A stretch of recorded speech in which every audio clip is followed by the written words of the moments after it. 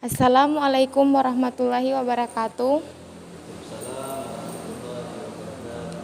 Kami dari OSIS SMA Negeri 1 Bunta akan melaksanakan peringatan Isra Mi'raj Nabi besar Muhammad SAW tahun 1442 Hijriah.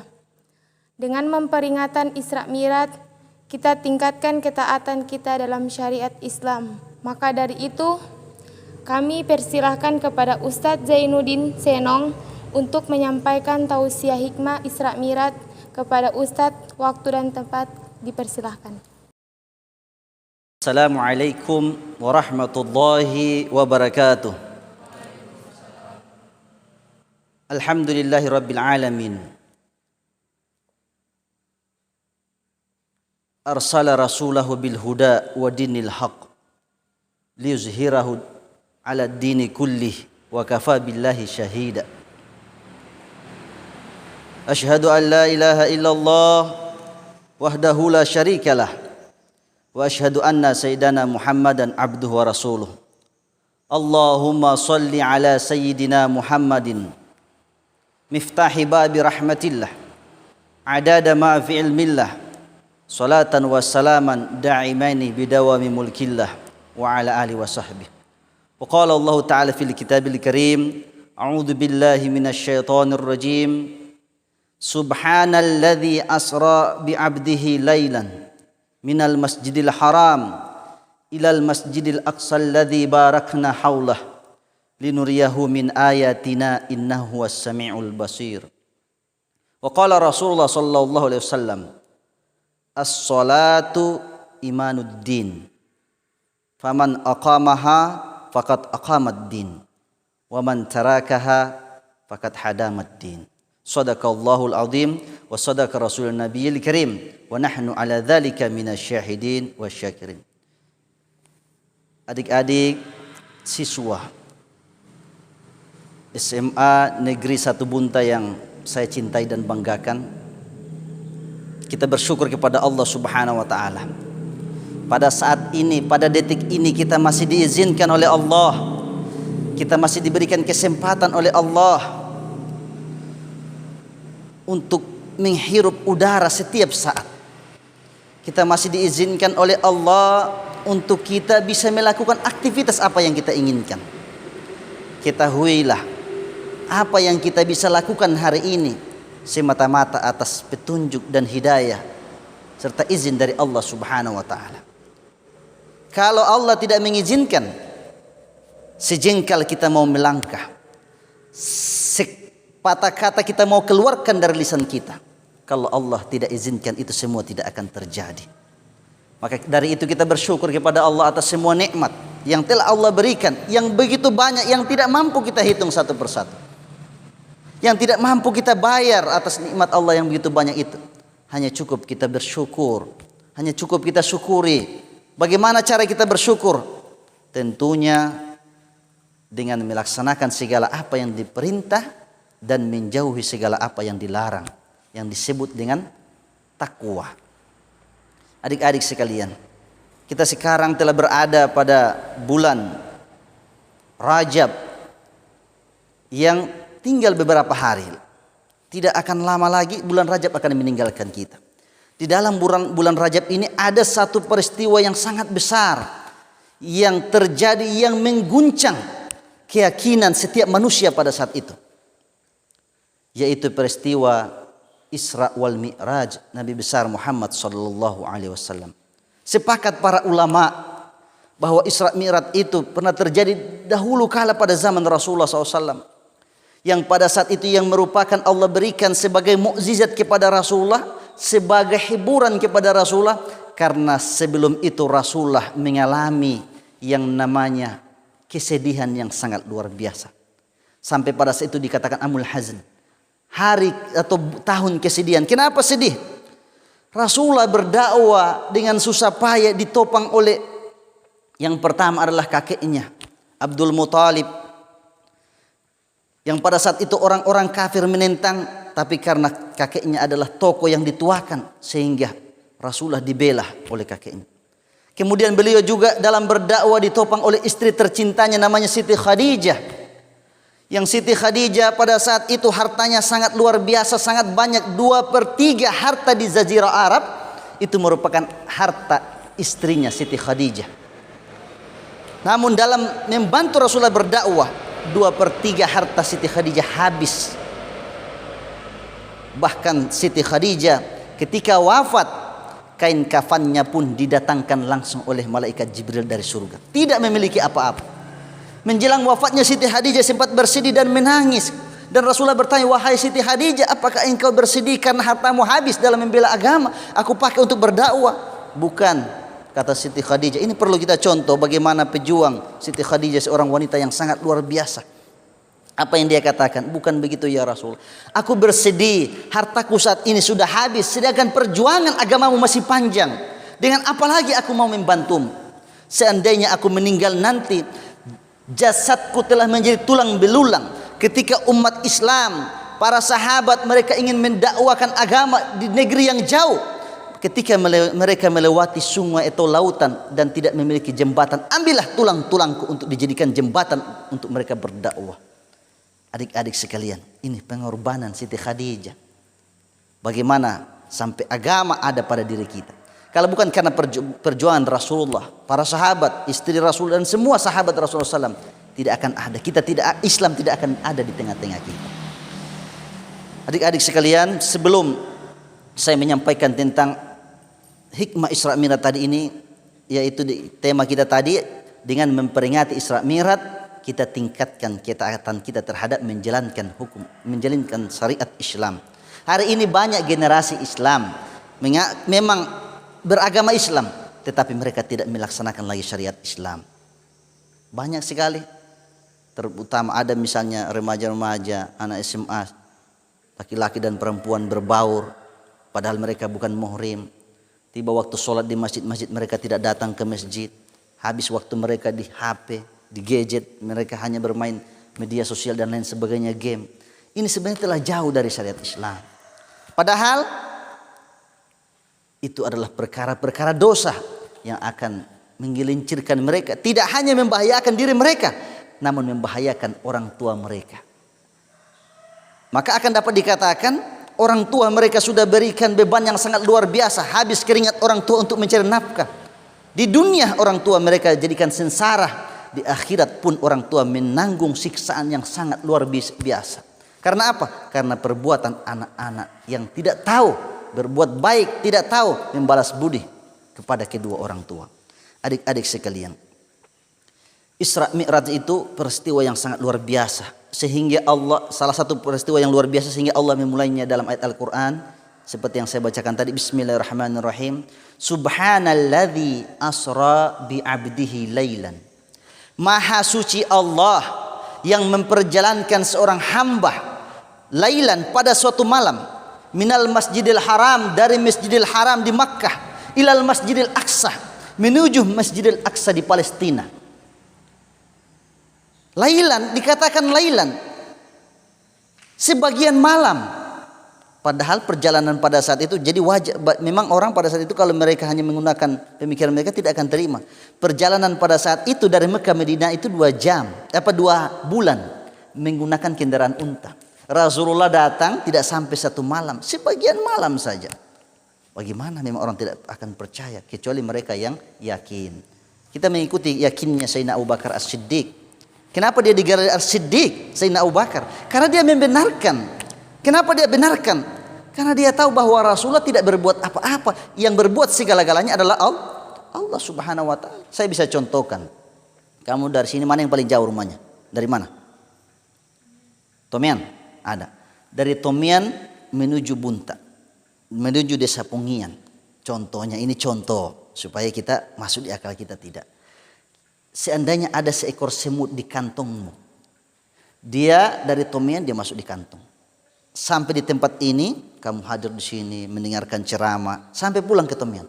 Sampai di Tomian, semut tadi keluar dari kantong dan dia berkata sama teman-teman, teman-teman, bangsa semut, saya dari Pungian.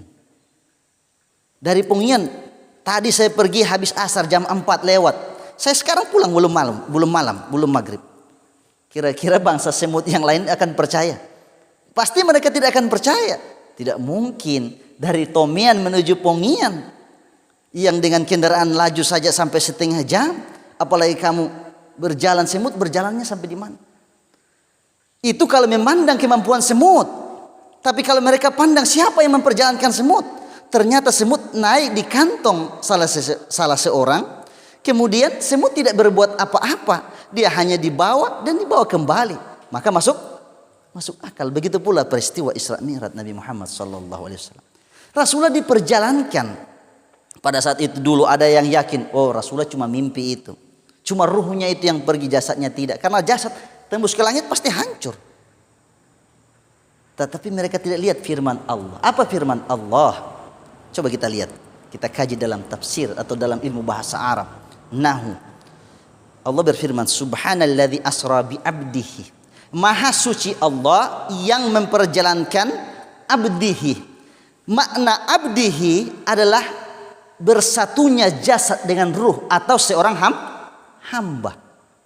Kalau cuma ruh yang berangkat, maka Allah akan berfirman, Subhanalladzi asra birruhihi. Maha suci Allah yang memperjalankan ruh seorang hamba. Kalau cuma jasadnya yang pergi, maka Allah akan berfirman, Subhanalladzi asra bijasadihi. Maka cuma jasadnya. Tetapi Allah berfirman menggunakan makna atau kata abdihi. Kata abdi, abdun, seorang hamba, bersatunya antara jasad dengan ruh. Berarti Rasulullah pergi bersama jasad dengan ruhnya. Adik-adik sekalian, saya tidak menceritakan bagaimana proses awalnya itu. Yang jelas Rasulullah bersandar di dekat Hijr Ismail di Ka'bah sesudah sholat Isya. Adik-adik sekalian, kita lihat ini perjuangan Rasulullah SAW. Allah perjalankan dari Masjidil Haram itu cukup jauh. Kenapa tidak langsung naik dari masjid? Padahal menurut para ulama, Ka'bah itu, kalau sekarang orang naik haji mereka akan lihat burung lewat di atas Ka'bah itu tidak lewat di atas, lewat di samping. Padahal tidak terlihat ruang apa-apa di atas Ka'bah itu.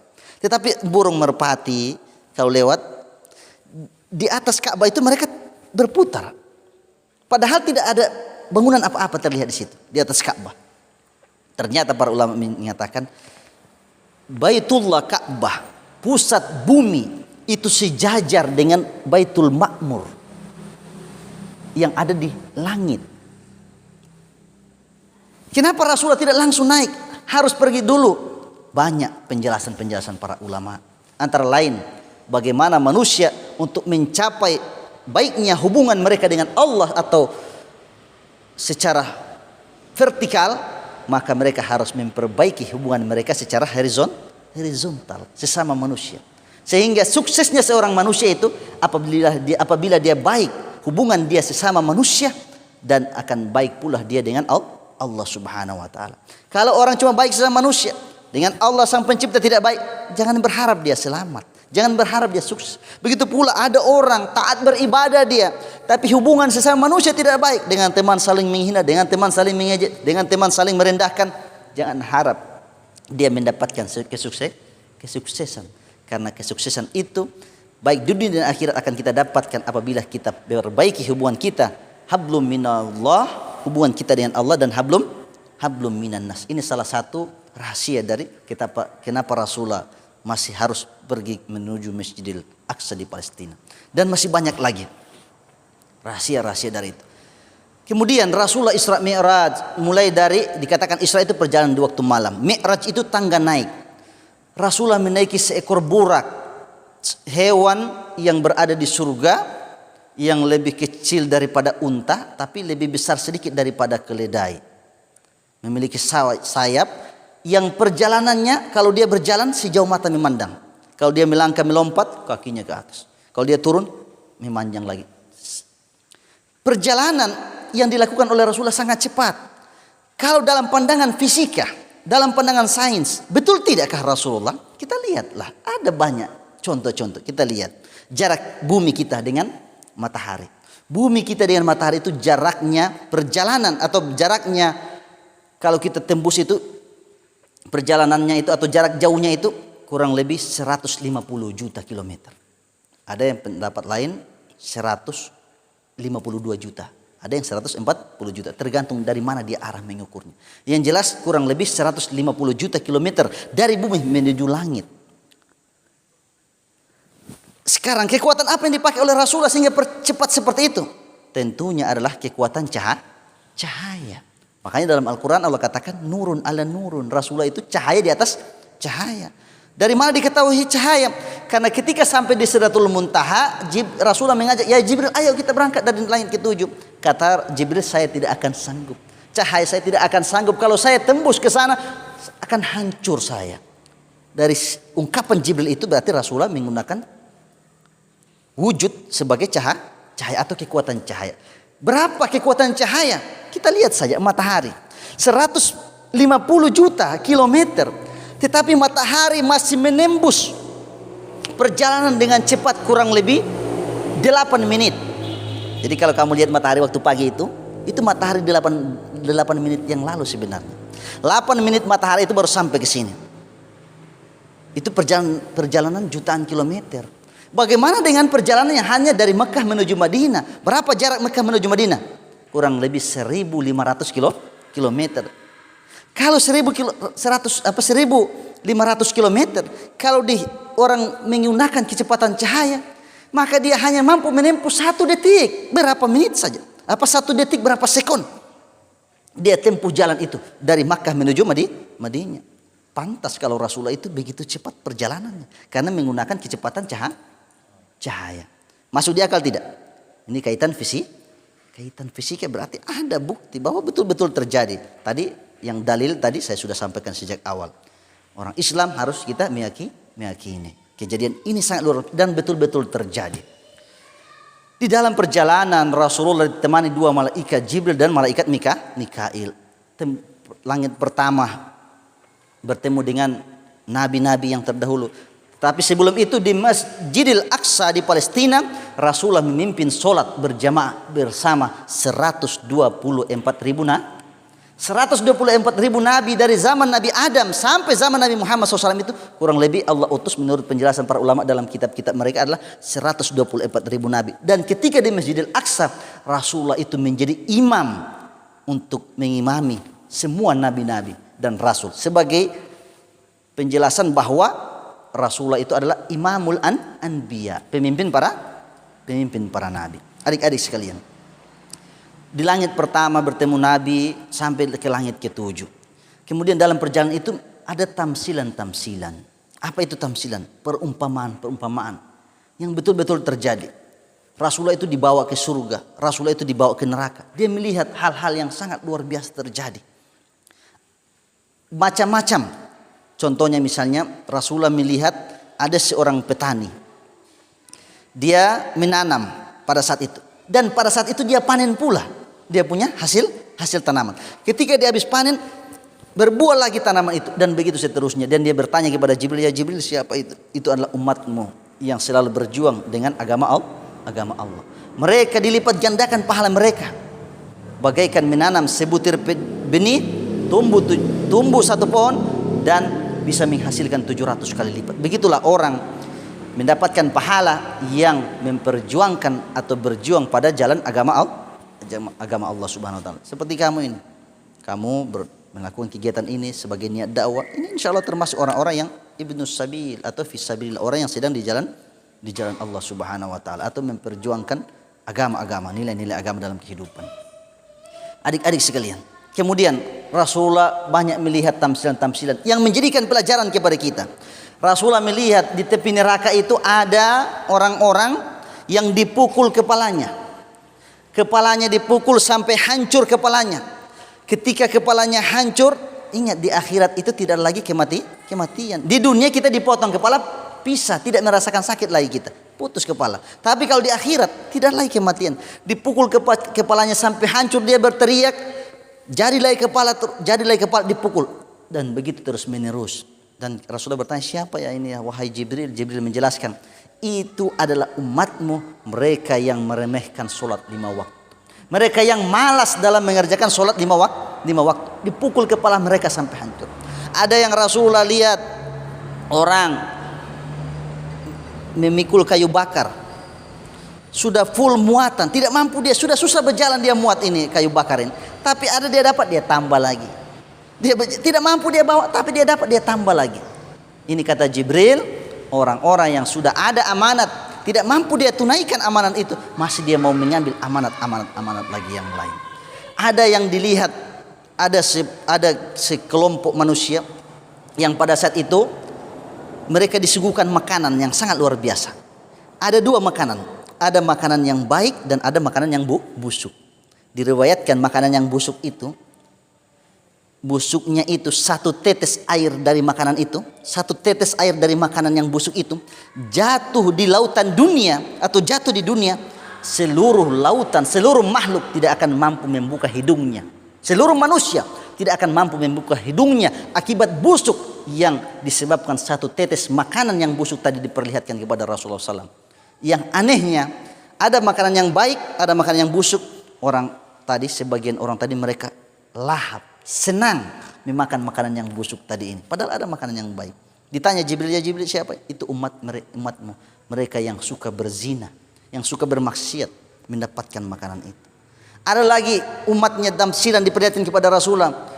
Perempuan-perempuan atau manusia, baik laki-laki dan perempuan, dipanjangkan kukunya. Mereka cakar kuku mereka ini menjadi kuku tembaga yang tajam. Mereka cakar badan mereka sampai jadi tulang, rangka. Dijadikan lagi, mereka cakar terus menerus sampai mereka sambil berteriak kesakitan. Mereka tidak mampu menahan tangan mereka sendiri untuk mencakar badan atau tubuh mereka. Ditanya Jibril, apa ini? Kata Rasulullah, umatmu yang mereka suka mencari-cari keburukan orang lain, yang mereka suka mencari-cari dan menceritakan keburukan orang lain. Diibaratkan seperti siksaan-siksaan yang Rasulullah lihat. Ada lagi Rasulullah lihat, bahkan Rasulullah itu ketika Isra Miraj pulang, Rasulullah itu selalu bersedih. Apa yang Siti Fatimah tanya, Rasulullah kenapa engkau bersedih? Rasulullah mengatakan, aku tidak sanggup. Betapa aku melihat siksaan kepada kaum wanita yang sangat luar biasa. Ada yang wanita mereka dibuatkan tempat panggangan. Dengan tidak berbaju, rambut, tangan dan kaki mereka disatukan. Rambut dan tangan mereka disatukan, digantung dan dibawa itu api neraka. Ketika sedetik taruh di situ langsung jadi rangka, langsung daging mereka masak, langsung jadi abu, dijadikan lagi manusia. Allah Subhanahu wa taala ulang lagi seperti itu. Mereka berteriak dan Rasulullah bertanya, siapa wahai Jibril ini? Itu umatmu, mereka yang tidak mau atau mereka yang tidak mau menjaga auratnya, selalu memperlihatkan auratnya kepada orang lain. Apa itu aurat? Auratun nisa jami'il badani ila wajhi wa kafain. Aurat perempuan itu seluruh anggota badan kecuali muka dan telapak tangan. Orang-orang yang terbiasa memperlihatkan badan mereka itu atau tidak menutup aurat, maka akan mendapatkan siksaan yang seperti diperlihatkan oleh kepada Rasul. Sehingga Rasulullah sedih. Ada Rasulullah lihat perempuan disiramkan timah panas di mulutnya. Ada Rasulullah lihat perempuan yang setiap berjalan dia mengelilingi, perempuan dan laki-laki mengelilingi suatu pohon api neraka yang pohon terbuat dari api. Ketika mereka mengelilingi sedetik saja badan mereka hancur. Berteriak kesakitan, Allah jadikan lagi badan mereka berkelilingi terus. Dan ini mereka orang-orang yang suka, cinta kepada atau hobi kepada musik-musik yang tidak islami. Termasuk musik DJ dan lain sebagainya. Adik-adik sekalian, ini contoh tamsilan kepada kita yang pasti akan terjadi, yang diperlihatkan oleh kepada Rasulullah dari Allah Subhanahu wa taala supaya Rasulullah sampaikan kepada umatnya, yang tentunya disampaikan kepada kita semua yang hadir supaya kita menjadi waspada. Kemudian Allah perlihatkan lagi surga yang penuh kenikmatan, yang sangat luar biasa kenikmatan surga. Rasulullah ada mencium bau Siti Masyita yang sangat harum. Baunya itu sangat harum. Kenapa dia diharumkan? Jasadnya itu, keluarganya yang meninggal, karena beliau tetap mempertahankan keyakinan mereka dengan Allah Subhanahu wa taala. Hari ini banyak laki-laki dan perempuan tidak bisa mempertahankan keimanan. Melihat perempuan laki-laki yang tampan, kaya raya, pindah agama. Sebaliknya, melihat perempuan yang cantik, kaya raya, pindah agama. Tidak mempertahankan keimanan atau diancam dan lain sebagainya. Tapi Siti Masyita dia pertahankan. Kemudian banyak lagi tamsilan-tamsilan. Kemudian yang perlu lagi jadi pelajaran kepada kita, kenapa Rasulullah itu menerima perintah sholat itu langsung. Zakat, puasa, haji itu cukup melalui wahyu dalam ayat Al-Quran. melalui Jibril alaihissalam sampaikan kepada Rasulullah. Perintah apa saja itu disampaikan melalui Jibril dan kepada Rasulullah. Tapi solat Rasulullah SAW dipanggil langsung oleh Allah Subhanahu Wa Taala untuk menghadap kepada Allah di Sidratul Muntaha, di batas pengetahuan manusia, melewati langit ketujuh. Kenapa? Karena rahasia solat sangat besar. Makanya Rasulullah katakan as-salatu imanuddin. Banyak hadis tentang solat. As-salatu imanuddin, solat adalah tiang agama. Barang siapa barang siapa mendirikan solat, maka dia mendirikan agama. Tapi sebaliknya barang siapa yang merobohkan atau yang tidak mau solat, berarti dia telah merobohkan agama. Dalam hadis yang lain kaitan tentang solat, Rasulullah SAW pernah bersabda begini, kutibasmu fi babun nar man taraka salata muta'amidan, barang siapa meninggalkan satu waktu solat dengan sengaja, muta'amidan, kutibasmu fi babun nar, maka namanya akan dicatat di pintu neraka. Satu waktu dari solat yang 5 waktu, dari solat yang 5 waktu kita tinggalkan dengan sengaja, kata Rasulullah, muta'amidan, kutibasmu fi babun nar, nama kita dicatat di pintu neraka. Siapa yang memasukkan kita ke dalam neraka? Diri kita sendiri. Dengan apa? Kita melalaikan solat. Ada hadis yang lain, amal pertama manusia yang pertama periksa di akhirat dari amal manusia adalah solat. Kalau solatnya baik, akan baik pula seluruh amalannya. Adik-adik sekalian, oleh sebab itu, dalam peristiwa momentum Isra Mi'raj ini, saya mengingatkan kepada kita semuanya bahwa Isra Mi'raj itu betul-betul terjadi. Dan hikmahnya bagaimana Allah Subhanahu Wa Taala memberikan perintah salat kepada Rasulullah. Rasulullah itu bermi'raj, bertemu Allah langsung di Sidratul Muntaha. Dan sekembalinya dari sana Rasulullah pernah bersabda, as-salatu mi'rajul mu'minin. Solat adalah mi'rajnya orang yang beriman. Artinya apa? Kita mau bertemu dengan Allah, tidak lagi Isra Mi'raj seperti Rasulullah, cukup dengan solat. Kita solat berarti kita berjumpa dengan Allah Subhanahu Wa Taala. Seperti kata juga Rasulullah dalam hadis yang lain, barang siapa yang membaca suratul Fatihah, maka dia telah berdialog dengan Allah Subhanahu Wa Taala. Dan masih banyak lagi rahasia-rahasia solat. Oleh sebab itu, momentum Rajab ini, momentum Isra Mi'raj tahun ini, mari kita tingkatkan syariat Islam, ketaatan kita terhadap syariat. Kita tegakkan perintah-perintah Allah Subhanahu Wa Taala. Kita tegakkan solat yang 5 waktu, yang cuma anggaplah satu waktu 10 menit. Satu waktu anggaplah 10 menit. Dalam kehidupan kita sehari semalam berapa jam kita? 24 jam dalam sehari semalam kita hidup di muka bumi ini. Allah hanya minta 5 waktu untuk kita sholat. 5 waktu untuk kita sholat. Berapa satu waktu? 10 menit. Kalau kali 5 berarti cuma 50 menit. Dalam 24 jam kita hanya diwajibkan untuk 50 menit beribadah, menyembah kepada Allah Subhanahu Wa Taala. Masih ada 23 jam untuk 10 menit, 23 jam 10 menit untuk kita lakukan hal-hal aktivitas kita. Yang penting jangan sampai hal-hal yang dimurkai oleh Allah Subhanahu Wa Taala. Kita sudah lihat tamsilan tadi yang diceritakan oleh Rasulullah, siksaan-siksaan orang suka berzina, siksaan orang anak durhaka, ada siksaan meninggalkan solat, ada siksaan orang memakan harta riba. Semua yang diperlihatkan oleh Rasulullah SAW dalam Isra Mi'raj diperlihatkan kepada Rasul, dan Rasulullah sampaikan kepada kita supaya kita jadikan pelajaran. Ingat, kehidupan kita di dunia ini hanya satu kali. Tidak ada orang hidup di dunia ini 2 kali. Dan setiap manusia, setiap manusia, kullun nafsin, setiap yang berjiwa akan merasakan kematian. Kita ini hanya menunggu giliran kapan kita dipanggil oleh Allah Subhanahu Wa Taala. Kita lihat banyak orang meninggal dunia nanti tidak nanti usia tua. Bahkan ada yang baru dilahirkan, ada yang baru umuran kita, ada yang umuran adik kita, ada umuran kakak kita, tidak dipanggil oleh Allah Subhanahu Wa Taala. Sebagai pelajaran kepada kita bahwa kematian tidak memandang umur. Dan tidak sedikit orang yang tidak sakit dia meninggal dunia. Itu bertanda bahwa kematian tidak nanti dengan sakit. Kita jadikan pelajaran. Mungkin ini saja hikmah. Ini kita terbatas kita punya kegiatan ini, waktu ini. Yang jelas ini hanya sebagai sugesti kepada kita semua atau sebagai pengajaran kepada kita semua, terutama adik-adik ini, supaya meningkatkan kualitas ibadahnya kita kepada Allah. Ingat, kita akan diperiksa, akan dicatat seluruh gerak-gerik kita, akan dicatat seluruh perbuatan kita, akan dicatat seluruh kata-kata kita, dan akan dimintai pertanggungjawaban di akhirat kelak.